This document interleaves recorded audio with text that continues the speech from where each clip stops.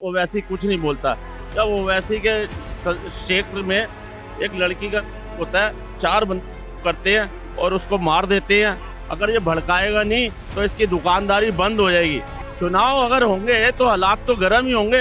ये न्याय यात्रा निकाल रहे हैं, न्याय यात्रा के दौरान इसके कितने एक के बाद एक बंदे निकलते जा रहे हैं। 24 के अंदर मोदी है और 29 में योगी है। ओवैसी जो है ये वो केवल मुस्लिमों का वोट बैंक की राजनीति करता है और हिंदू मुस्लिम को लड़ाने वाले कभी नहीं सफल होंगे। और भारतीय जनता पार्टी इस बार ईमानदारी से किए गए काम और राष्ट्रवाद के मुद्दों को लेकर चुनाव मैदान में है। ओवैसी का जो बयान आया है ना, वो देखो, ये चुनाव से पहले ये जो युवा जो मुस्लिम है ना, सिर्फ उनको भड़काने के लिए, और ऐसे बयान आते रहेंगे, बिल्कुल आते रहेंगे। आपको पता है ओवैसी जो है, ओवैसी वही बंदा है जिसके भाई ने ये बोला था अपने औरंगाबाद, जो इसका जो विधानसभा कहता 15 मिनट के लिए यहाँ हिंदुस्तान की पुलिस हटा लो तो हम 100 करोड़ लोगों के लिए काफी हैं। मतलब इस तरह के बयान आते हैं जब ओवैसी कुछ नहीं बोलता। जब ओवैसी के क्षेत्र में एक लड़की का होता है, 4 बंदे करते हैं और उसको मार देते हैं। प्रियंका रेड्डी का आपने नाम सुना होगा, वेटनरी डॉक्टर थी, और 4 बंदे, हैदराबाद में ये सारा केस हुआ था, और उसने क्या किया? कुछ नहीं किया, कोई ट्वीट नहीं आया, कुछ नहीं आया। बस यहाँ पर वो ओवैसी जो है ये भड़काने का काम करता रहेगा। अगर ये भड़काएगा नहीं तो इसकी दुकानदारी बंद हो जाएगी। वो कहते हैं ये हताश हो चुके हैं। वो कहते हैं अगर हम बोलेंगे नहीं, उनको बोलने के लिए कुछ है नहीं। बोलना इसलिए है कि जनता की नजरों में रहे, क्योंकि जनता की नजरों से ओझल हो जाएगा, out of sight out of mind हो जाएगा। तो ओवैसी जो है, देश के हालात जो है वो कहीं ना कहीं चुनाव से पहले जो है गर्म होते हुए नजर आ रहे हैं। तो गर्म है, अच्छी बात है। चुनाव होगा तो गर्म ही होंगे।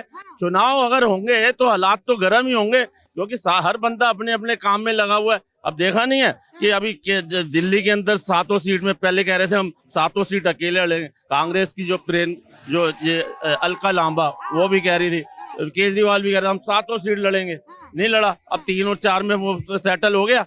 पंजाब में अकेले लड़े, मतलब पंजाब में दोनों अलग एक दूसरे के खिलाफ जानी दुश्मन है और जहाँ इकट्ठे लड़े। ऐसे केरल में कांग्रेस जो है और जो लेफ्ट है वो है ना, लेफ्ट अकेले लड़ रही है, वहाँ जानी दुश्मन है, लेकिन वहाँ पर समझौता कर रहे हैं कलकत्ता में, क्योंकि कलकत्ता में सीट मिलने रही। ममता बनर्जी ने एकला बोलो का नारा लगा दिया। तो ये ऐसा है कि हालात तो गर्म होंगे ही। अभी अखिलेश यादव भी पहले बड़ा कह रहा था मैं 11 सीट दूंगा, 11 से 15 पे आया, 15 से 17 पे आया। तो अब ये क्या नाम, अब ये मिल गए हैं। अब इनको ये ऐसा है कि इनके पास कोई नहीं है, ये गठबंधन। अब आप देखो, ये न्याय यात्रा निकाल रहे हैं, न्याय यात्रा के दौरान इसके कितने एक के बाद एक बंदे निकलते जा रहे हैं। मिलन देओल निकला, बाबा सिद्दीक निकला, और अभी एक बंदा और निकला। मतलब बंदे अलग अलग होते जा रहे हैं। उधर से गुजरात के अंदर देखो इन्होंने क्या किया। अहमद पटेल, जिसने 48 पता नहीं 60-65 साल से अहमद पटेल की फैमिली ले कांग्रेस के साथ है, अब उनको टिकट नहीं दी, बारूद से आम आदमी को दे दी। तो ये अपना उल्लू सीधा कर रहे हैं, अपना अपना एजेंडा लेके चल रहे हैं। आना किसी ने नहीं है, हताश है। आना नरेंद्र मोदी नहीं है, ये लिख लो बिल्कुल।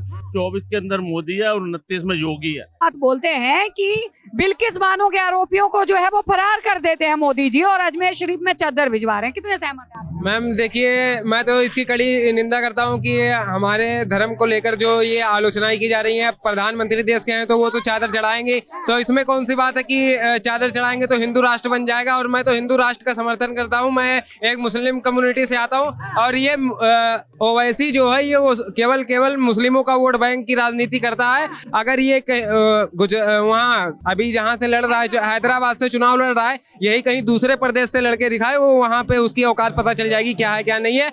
और हिंदू मुस्लिम को लड़ाने वाले कभी नहीं सफल होंगे। हिंदुओं और मुस्लिमों को केवल अभी तक वोट बैंक की राजनीति किया है, और यही वही लेकिन उसके बावजूद भी चंद लोग जो हैं वो उकसावे में, बहकावे में आते हैं, उनके लिए क्या?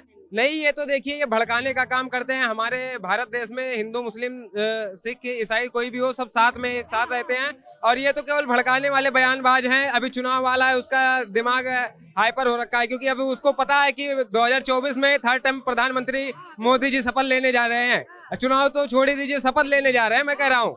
और विश्वास है कि 24 में पूरी फुल कॉन्फिडेंस है, क्योंकि 2014 में 3rd टाइम प्रधानमंत्री मोदी जी प्रधानमंत्री बनने जा रहे हैं। और मुस्लिमों के लिए इतना बढ़िया काम किया है कि ट्रिपल तलाक जो मुस्लिम बहनों के लिए होता था, न्याय नहीं मिल पाता था उनको। अभी मेरे पास 3 दिन पहले आया फोन, ट्रिपल तलाक से महिला पीड़ित थी, उसका SHO FIR नहीं दर्ज करा था। मैंने यहाँ से दिल्ली से फोन किया और वो मैंने कहा देख भाई अपना अगर FIR IPC 498A के तहत अगर मुकदमा दर्ज कर सकता है तो दर्ज कर, नहीं तो तू अपना बुरिया बिस्तरा बांध। तो मैम ऐसे कुरीतियों का आप क्यों नहीं समर्थन करेंगे? और जम्मू कश्मीर धारा 370 इतना बढ़िया, वहां पर भारत तिरंगे का अपमान होता था और आज देखो सभी के हाथ में तिरंगा है।